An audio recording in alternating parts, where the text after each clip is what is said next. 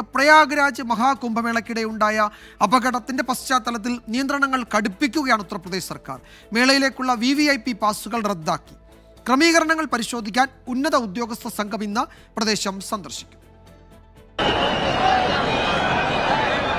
ത്രിവേണി സംഗമത്തിലെ അമൃതസ്നാനത്തിനായുള്ള തിക്കിലും തിരക്കിലും പെട്ട ഇന്നലെ 30 തീർത്ഥാടകർ മരിക്കാനിടയായ പശ്ചാത്തലത്തിലാണ് മഹാകുംഭ് പ്രദേശത്തെ നിയന്ത്രണങ്ങൾ കടുപ്പിക്കാൻ ഉത്തർപ്രദേശ് സർക്കാർ തീരുമാനിച്ചത്.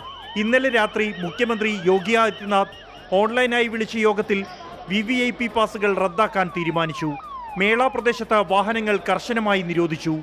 ജനങ്ങളെ നിയന്ത്രണത്തോടെ മാത്രമേ കടത്തിവിടാവൂ എന്ന പോലീസിന് നിർദ്ദേശം നൽകി. അപകടത്തിന്റെ പശ്ചാത്തലത്തിൽ തിരക്കേറിയ സ്ഥലങ്ങളിൽ തീർത്ഥാടകർക്കായി നയങ്ങളും ചട്ടങ്ങളും രൂപീകരിക്കാൻ സർക്കാരുകൾക്ക് നിർദ്ദേശം നൽകണമെന്നാവശ്യപ്പെട്ട് അഭിഭാഷകനായ വിശാൽ തിവാരി സുപ്രീംകോടതിയിൽ പൊതുതാൽപര്യ ഹർജി സമർപ്പിച്ചു.